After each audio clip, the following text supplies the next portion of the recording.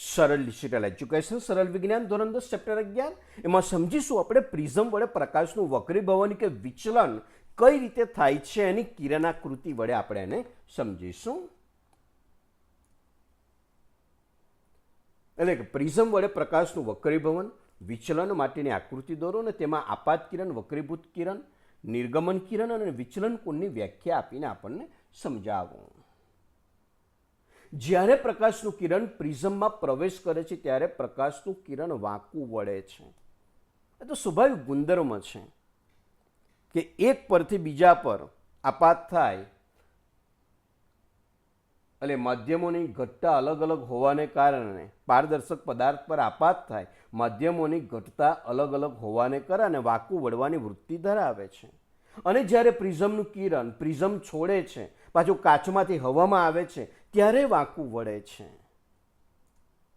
આપણે અગાઉના ચેપ્ટરમાં જોઈ ગયા કાચના લંબઘનમાંથી પસાર થાય છે, જેની બે બાજુઓ કાચના લંબઘનની સમાંતર છે, વક્રીભવનાંકકારક સપાટીઓ સમાંતર છે. તો આપાત કિરણ અને નિર્ગમન કિરણ સમાંતર હોય છે. જો ખરેખર આપાત કિરણ અહીંયાથી વળી જાય છે ને નિર્ગમન, પરંતુ આમ જોઈએ કે ભાઈ ખરેખર આપાત કિરણ ડોટ ડોટથી રસ્તો બતાવ્યો છે કે ખરેખર એને સીધું જવું જોઈતું હતું, પરંતુ ઘટતા અલગ હોવાને કારણે તે વળ્યું અને નિર્ગમન પાછું થયું. તો પરંતુ અહીંયા આપણે જોઈ શકીએ છીએ કે ભાઈ આપાત કિરણનો મેઇન રસ્તા વચ્ચે આપણે જોઈએ તો એ બે વચ્ચે બધી જગ્યાએ કેવું હોય છે? સમાંતર હોય છે. એટલે કાચના લંબઘનમાંથી કિરણ પસાર કરી આપણે અગાઉના ચેપ્ટરમાં જોઈ ગયા કે આપાત કિરણ અને નિર્ગમન કિરણ સમાંતર હોય છે. પરંતુ પ્રિઝમના કિસ્સામાં એવું નથી, કારણ કે એની બે સપાટી AB અને BC સમાંતર નથી. તો એવા સંજોગોમાં નિર્ગમન અને આપાત કિરણ પણ એકબીજાને સમાંતર નથી. જો નીચેના તરફથી આપાત કરશો તો નિર્ગમન નીચેના તરફ થશે, ઉપરના તરફથી આપાત કરશો તો નિર્ગમન ઉપરના તરફ થશે. જે આપણે અગાઉ ન્યૂટનના એમાં જોઈ ગયા કે પહેલા પ્રિઝમમાંથી નીચેથી એ કરતા બીજામાં નીચેના તરફ આપાત થાય છે, નિર્ગમન થાય છે. બીજા પ્રિઝમ પર ઉપરની આમ એટલે બીજા પ્રિઝમ માટે આપાત ઉપરથી ગણાય તો એનું નિર્ગમન પણ કઈ બાજુ? ઉપર તરફ થશે. તો જોઈએ આગળ આપણે. હવે પ્રિઝમની સપાટીઓ AB અને AC સમાંતર નથી, તો સ્વાભાવિક છે નિર્ગમન અને આપાત કિરણ પણ આપણને સમાંતર નહીં મળે. તો આ કિસ્સામાં પ્રકાશનું કિરણ પ્રિઝમમાંથી પસાર થવા પર વિચલિત થાય છે, એટલે કે વાંકું વળે છે. તો કે આ વાંકું કઈ રીતે વળે છે આપણે જોઈએ. ચાલો આપણે આકૃતિ દોરીએ કે જે આપાત થવાનું છે ત્યાં લંબ અને જ્યાં નિર્ગમન થાય છે ત્યાંને લંબ આપણે દોરીશું. આકૃતિમાં આધાર BC પર પ્રિઝમ ABC રાખવામાં આવ્યો છે, જેમાં PE આપાત કિરણ છે, EF વક્રીભૂત કિરણ છે અને FS નિર્ગમન કિરણ છે. આપાત કોણ? આપાત કિરણ અને આપાત સપાટીના લંબ, આપાત કિરણ અને આપાત સપાટીનો જે લંબ દોર્યો તો એના વચ્ચેના ખૂણાને આપણે શું કહીશું?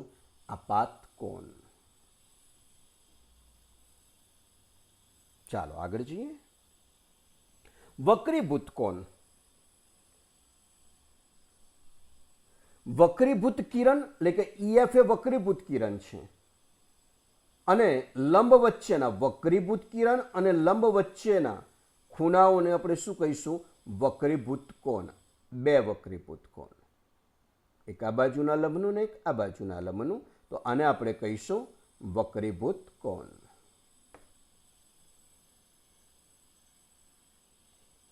ચાલો હવે આગળ. નિર્ગમન કોણ. નિર્ગમન કિરણ અને આપાત સપાટીનો લંબ, નિર્ગમન કિરણ અને આપાત સપાટીના લંબ વચ્ચેના ખૂણાને શું કહીશું? નિર્ગમન કોણ, જેને આપણે સ્મોલ e વડે દર્શાવીશું. ચાલો આગળ જઈએ. હવે જ્યારે પ્રકાશનું કિરણ પ્રથમ સપાટી AB પર આપાત થાય છે, AB પર કિરણ PQ આપાત થાય છે, તો હવા એટલે પાતળા માધ્યમમાંથી કાચના ઘટ માધ્યમમાં પ્રવેશે છે. તો આવા સંજોગોમાં જો પાતળામાંથી ઘટ માધ્યમમાં પ્રવેશે તો શેના તરફ વળશે? આપણને લંબ તરફ વળે છે. શેના તરફ વળશે? લંબ તરફ વળે છે. તો એ આપાત થતું કિરણ આ લંબ તરફ વળે છે વાંકું. હવે નંબર 2, જ્યારે એ વક્રીભૂત કિરણ EF કાચમાંથી હવામાં આવશે એટલે ઘટ માધ્યમમાંથી પાતળા માધ્યમમાં આવે છે. ઘટ માધ્યમમાંથી પાતળા માધ્યમમાં આવે છે. આપણે અગાઉ જોઈ ગયા, પાતળા માધ્યમમાંથી ઘટ માધ્યમમાં આવે તો લંબ તરફ વળે છે, પણ ઘટ માધ્યમમાંથી પાતળા માધ્યમમાં જશે તો લંબથી શું થાય છે? દૂર થાય છે. તો કે ઘટ માધ્યમમાંથી પાતળા માધ્યમમાં હવામાં આવે છે ત્યારે આ લંબથી, આ જે લંબ આપ્યો છે તેનાથી દૂર જાય છે, તેનાથી દૂર જાય છે.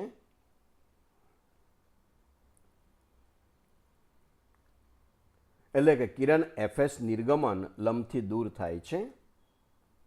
હવે આપણે જોઈશું કે આપાત કિરણ અને નિર્ગમન કિરણ સમાંતર નથી. તો કે સમાંતર કેમ ન થયું?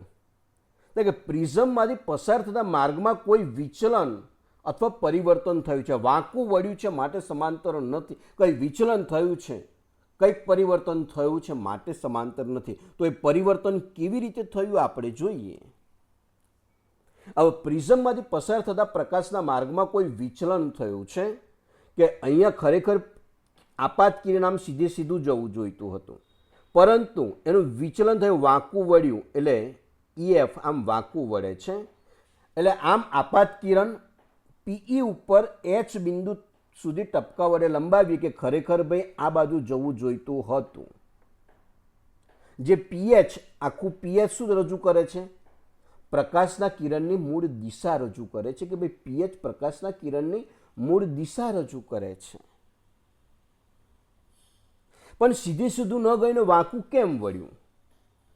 હવે નિર્ગમન કિરણ કે ભાઈ વક્રી ભવનાંકને કારણે ઘટ પાતળા માધ્યમમાંથી ઘટ માધ્યમમાં ગયું માટે વાંકું વળ્યું.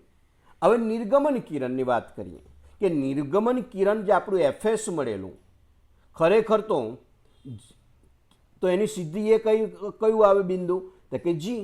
અને G બિંદુ સુધી ટપકા વડે આપણે લંબાવીએ કે ભાઈ આ કિરણ સીધી સીધું જોઈએ તો આ બાજુથી આવવું જોઈએ, આવવું જોઈએ, આ બાજુથી આમ આવવું જોઈએ. એટલે કે FS ને G સુધી આપણે લંબાવીએ. આમ પ્રિઝમમાંથી પસાર થતા પ્રકાશના માર્ગમાં કોઈ પરિવર્તન થયું? Hને મૂળ કિરણને H સુધી લંબાવ્યું, નિર્ગમન કિરણને G સુધી લંબાવ્યું. તો એવા સંજોગોમાં કહી શકીએ કે પ્રકાશના કિરણની મૂળ દિશા શું હતી? PH. પણ પ્રિઝમમાંથી પસાર થયા પછી તે માર્ગથી આમ સીધું જવું એના બદલે ભટકાય છે અને EFના રસ્તે આગળ વધે છે અને દિશા GSમાં જાય છે. કઈ? તો કે આ દિશામાં જાય છે આ કિરણ. ખરેખર આમ જવું જોઈએ એના બદલે GSની દિશામાં જાય છે. જે PE ને આગળ લંબાવીએ તો કે મૂળ દિશા PE ને આગળ લંબાવીએ અને FS ને આગળ લંબાવીએ એટલે બંને ભેગા ક્યાં થયા? G બિંદુ આગળ એકબીજાને બંને કિરણો છેદે છે કે ખરેખર આમ સીધું જવું જોઈએ ને આ કિરણ ખરેખર આમથી આવવું જોઈતું હતું. તે બંને છેદે છે કયા? G બિંદુ આગળ. તો G બિંદુ આગળ જે ખૂણો બન્યો HGS ખરેખર આમ સીધું જવું જોઈતું હતું, પરંતુ આમ ગયું. જુઓ, આટલું વાંકું વળ્યું તો આટલું વિચલન થયું, આટલું વાંકું વળ્યું. ખરેખર આમ સીધું જવું જોઈતું હતું, પરંતુ આટલું વાંકું વળ્યું. તો આ ખૂણાને શું કહેવાય છે? વિચલન કોણ. HGS. HGS ને વિચલન કોણ. એટલે વિચલન કોણ શું બતાવે છે? ખરેખર આપાત થયેલું કિરણ આમ સીધું જવું જોઈતું હતું, પરંતુ આટલું વાંકું વળ્યું. કેટલું વાંકું વળ્યું તે બતાવે છે. કેટલા ખૂણે વાંકું વળ્યું તે બતાવે છે. એટલે કે આપાત કિરણ અને નિર્ગમન કિરણ વચ્ચેના ખૂણાને, આપાત કિરણ અને નિર્ગમન કિરણ વચ્ચેના ખૂણાને શું કહેવાય છે? વિચલન કોણ. અહીંયા HDS કે HGS વિચલન કોણ છે, જેને આપણે કયા અક્ષરથી બતાવ્યો છે? D અક્ષરથી બતાવ્યો છે, અથવા HGS પણ લખી શકાય. એટલે પ્રિઝમના કારણે આપાત કિરણ જેટલા કોણે વાંકું વળે છે તેને વિચલન કોણ કહે છે કે ભાઈ પ્રિઝમના કારણે કેટલું વાંકું વળ્યું એને વિચલન કોણ. આમ વિચલન કોણની વ્યાખ્યા આપણે કહીએ કે ભાઈ આપાત કિરણ અને નિર્ગમન કિરણ વચ્ચેના ખૂણાને શું કહેવાય છે? વિચલન કોણ. પ્રિઝમ માટે, હા બીજી એક બાબત, પ્રિઝમ માટે આપાત કોણ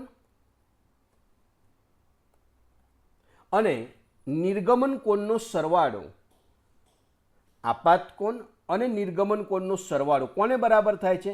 એ પ્રિઝમ કોણ, ઉપરનો ખૂણો એ પ્રિઝમ કોણ વત્તા વિચલન કોણ ડીને બરાબર થાય છે. તો જુઓ આ મુદ્દો બરાબર સમજજો અને પ્રશ્ન રૂપે વ્યવસ્થિત સમજે આકૃતિ દોરી તમારે બુકમાં કે નોટબુકમાં પ્રોજેક્ટ રૂપે વ્યવસ્થિત રીતે લખી લેજો.